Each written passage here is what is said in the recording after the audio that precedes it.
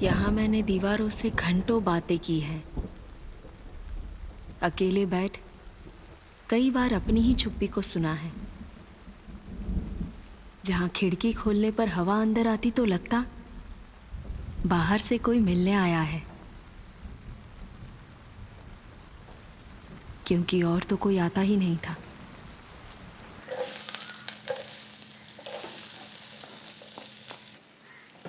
रेखा, आई रेखा। आई सुनिए सुनिए ना, वो मुझे आज मार्केट दिखा देंगे? कुछ चीज़ें लानी है। तुम लिस्ट बना दो, मैं ला दूंगा। नहीं, मेरा मतलब है, मुझे बाहर जाने का बहुत मन कर रहा था। जब से हम आए कहीं गए नहीं ना, इसलिए। रेखा, हम अभी भी यहाँ पर आए हैं। मैं नहीं चाहता कि तुम कहीं भी अकेले जाओ। तुम पहले घर का सामान तो लगा दो। कुछ पुरानी चीज़ें रखनी थी, याद है आपने कहा था मैं मदद कर दूंगा। पता है, पहले उसके लिए किसी से बात करनी पड़ेगी। अच्छा, मैं शाम को मिलता हूँ तुमसे। अभी लेट हो रहा हूँ, ठीक है? ये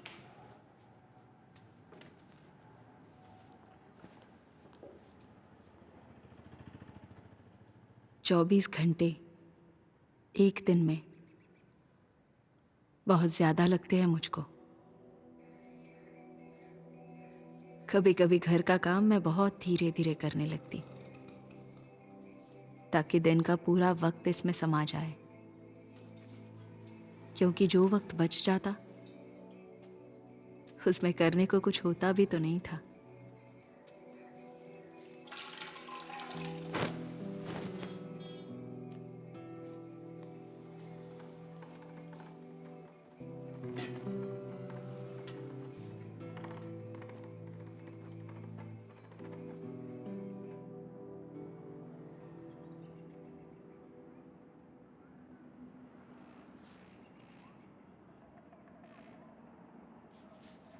इस खालीपन को मैं अपनी नियति मान चुकी थी। जब कुछ ऐसा हुआ जिससे सब बदल गया, मुझे कोई मिल गया जिससे ढेरों बातें होने लगी। बातें जो वो लिखकर भेजा करता था। और फिर इस घर में मेरे अकेलेपन की चुप्पी नहीं, उसकी वो बातें गूंजने लगी।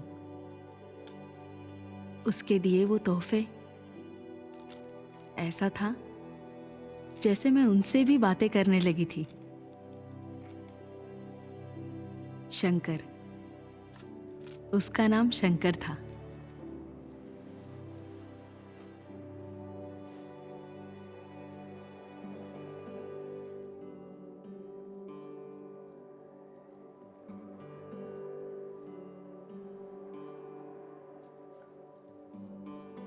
सुमति,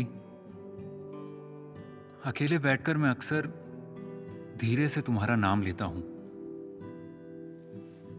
काश काश कभी ऐसा हो कि तुम मेरे सामने रहो और मैं तुम्हें तुम्हारे नाम से पुकारूं।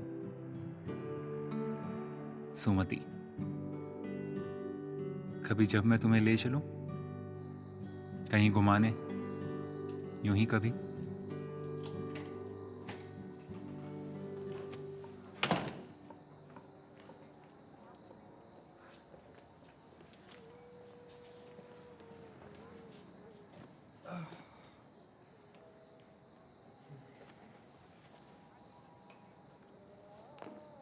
क्या हुआ?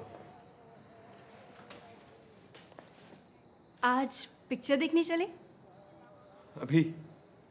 क्यों? इस वक्त कौन जाता है पिक्चर देखने? हम कल चलते हैं ना। नहीं, हम आज चलेंगे बस। बेकार की जिद मत करो, बहुत थक गया हूं मैं। कल पक्का। पक्का? हाँ बाबा, पक्का।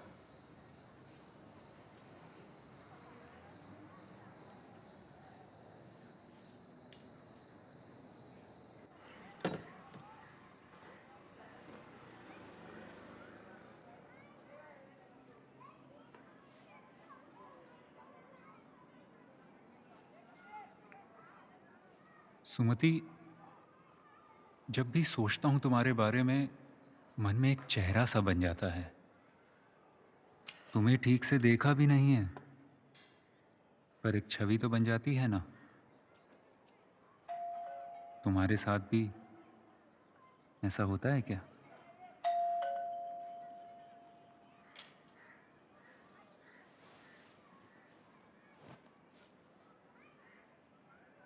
कभी कभी तो तुम्हारी चिट्ठी पढ़ते हुए मैं समझ जाता हूँ कि आगे तुम क्या कहने वाली हो। तुमसे कभी मिले बिना ही जैसे काफ़ी गहराई से समझने लगा हूँ तुम्हें, और शायद तुम भी मुझको। मालूम है, एक गाना है जो मुझे हमेशा तुम्हारी याद दिलाता है।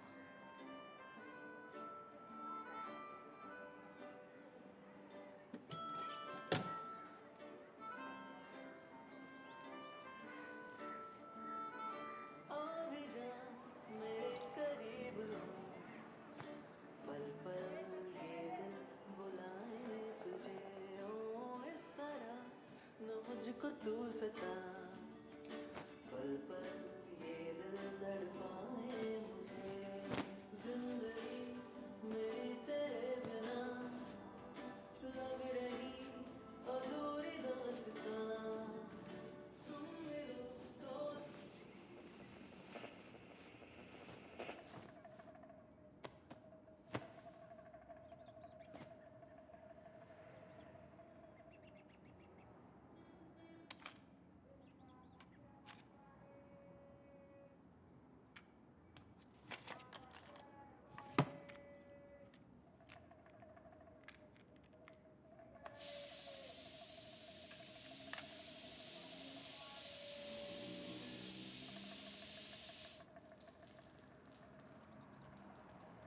सुमति, तुम्हें ऐसा क्यों लगा भला कि मैं तुमसे मिलना नहीं चाहता?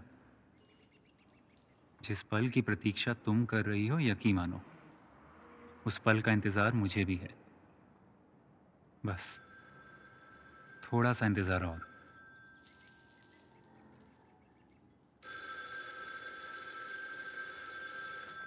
हेलो।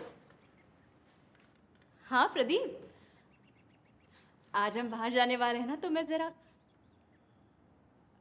अरे तुमने ही तो कहा था हम।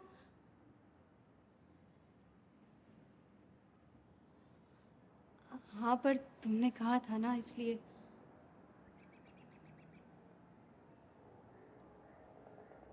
ठीक है, नहीं कोई बात नहीं।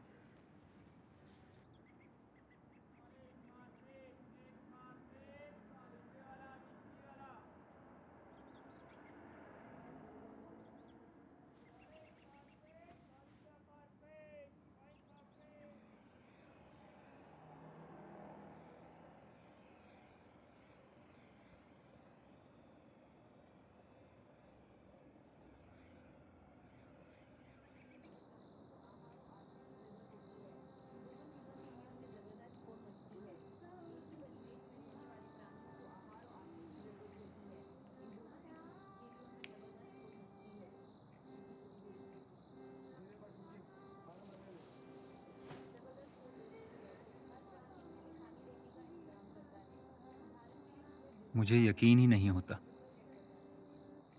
कि तुम्हें ऐसा ख्याल भी आया। सुमति, हमारे बीच में जो है वो बेहद खास है, पर तुम और तुम्हारे पति के बीच में जो है वो बेहद ज़रूरी है। उस रिश्ते को ख़त्म करने के बारे में तुम सोच भी कैसे सकती हो?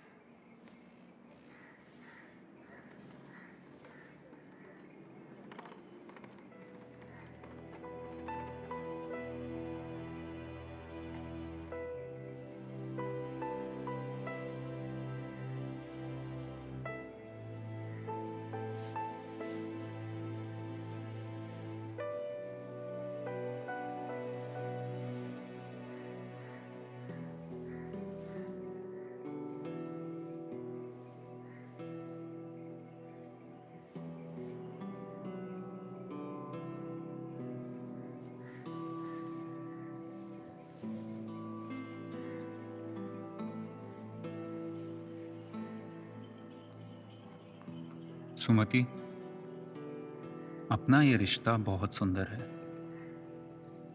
पर तुम जो चाहती हो वो नहीं हो सकता। किसी से लगाव अपने ही परिवार से अलगाव का कारण नहीं बन सकता। मेरी भी कुछ मजबूरियां हैं।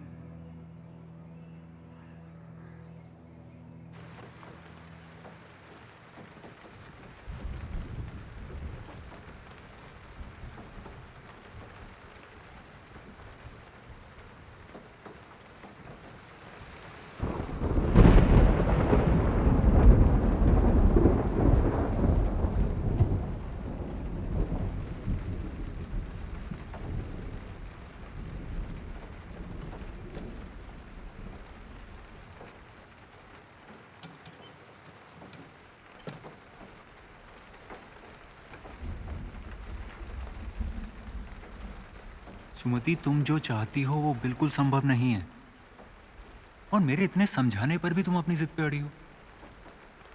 इसलिए मैंने सोचा है कि अब मैं तुम्हारी किसी भी चिट्ठी का जवाब नहीं दूंगा,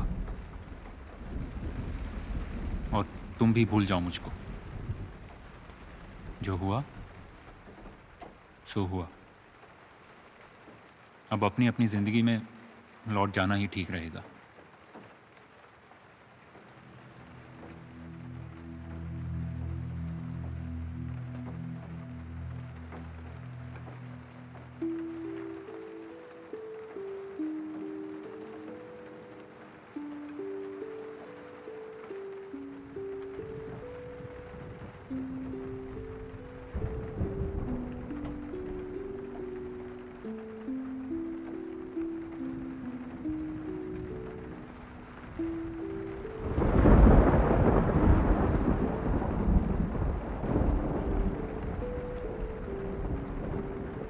गलती मेरी थी। मुझे लगता था कि मेरी खुशी किसी और के हाथों में है। पति ने वक्त और प्यार दोनों नहीं दिए, तो शंकर के मिलने पर यह सब उसमें खोजने लगी। शंकर से मुझे ये सब मिला भी, पर उसके लिए तो इस रिश्ते का कोई मतलब ही नहीं था। गलती मेरी थी, या शायद उन सभी लोगों की जिन्होंने मेरी पूरी उम्र मुझे सिखाया कि कोई आदमी ही मेरा सहारा बन सकता है। मैं खुद अपने लिए कुछ बनने के बारे में सोचती ही नहीं थी, पर अब सोचूंगी मुझे शंकर की कोई ज़रूरत नहीं, जैसे मुझे उस पति की ज़रूरत नहीं जिसके लिए मैं बस घर का एक सामान हूँ। मैं कहाँ जा रही हूँ, क्या करूँगी, पता नहीं। मुझे डर लगना चाहिए, पर लग नहीं रहा। चलती हूँ, सुमति।